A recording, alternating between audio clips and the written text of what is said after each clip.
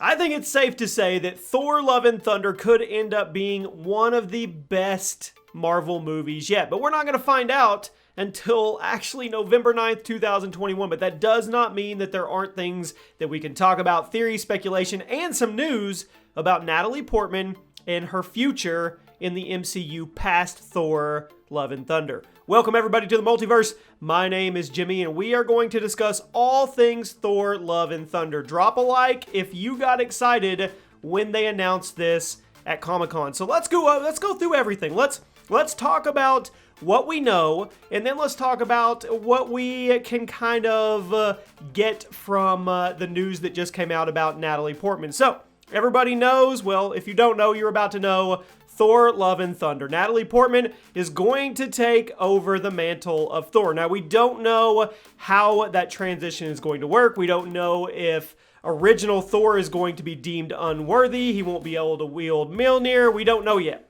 But we do know, when it's all said and done, that she will be Thor. Mighty Thor, actually. People are calling her female Thor and other stuff, but if you go by the comic book run, it would be Mighty Thor. Now, the people that are confirmed to be in this movie, Valkyrie will be back, original Thor will be back, and I think it's safe to guess that Korg will be back, and we'll probably see Hulk in some form or fashion. People we probably won't see unless it's in the form of a flashback is, of course, Odin, Frigga, and Heimdall. I don't think we're going to see them unless it's in flashbacks because obviously they have been killed in recent Marvel movies. Now, the big question is, where will Loki have a spot in this movie? And I think it's safe to say he will have a spot. Now, we do know that the current Loki died, but if you think back to Endgame, the 2012 version of the God of Mischief, well, he escaped and nobody knows where he went. So that is setting up his Loki series over on Disney+. But there's a lot of speculation and rumor and theories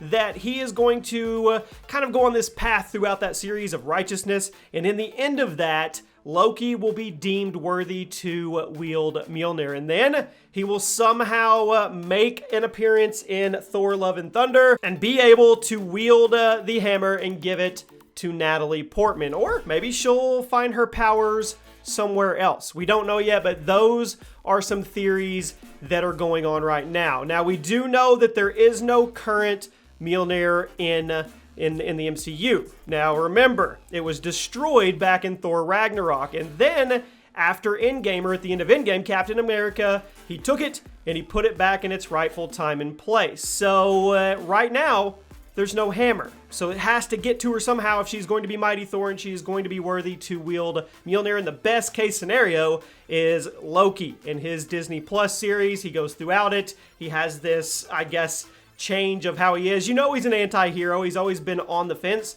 I have a feeling by the end of his series, he's not going to be on the fence anymore. I think he's going to be a tried and true good guy. Now, let's talk about Natalie Portman and her future after Thor Love and Thunder. And there are sources out there that say that Natalie Portman is in it for the long run, that she will continue to be Jane Foster's Thor, Mighty Thor, whatever you want to call her, and join the new Avengers lineup. Whatever that lineup may be in the future, could include heroes like Doctor Strange, Captain Marvel is an obvious one, and there have even people said, even though it was reported that it's a standalone, there have been people saying that Blade could somehow be part of the new Avengers, but that's a video for another day. But it looks like she is signing on for the long run, which is a good thing. And the bad part about that is, I mean, Chris Hemsworth, Thor's character, is probably going to be phased out. Maybe with Thor Love and Thunder, we don't know, but there has to come a point, just like with Captain America, just like with Iron Man, where the changing of the guard happens. And this movie fits perfect with that. So it looks like Natalie Portman's female Thor, Lady Thor, Mighty Thor will be around for whatever new Avengers movie, new phase, new whatever we get into as it happens. So she is going to be in the MC universe for the foreseeable future. And I want to know from you guys, who do you think the next big bad villain is going to be? Who are they going to set up over the next 5 or 10 years for the new Avengers to go at? I'm going to put my money on Galactus. That's me. You guys let me know in the comment section. Let me know what you guys think about Thor Love and Thunder. Are you excited about it? Are you cool with Natalie Portman taking over the reins as opposed to Chris Hemsworth? You guys have a great day. Drop a like, and I'll see you in the multiverse.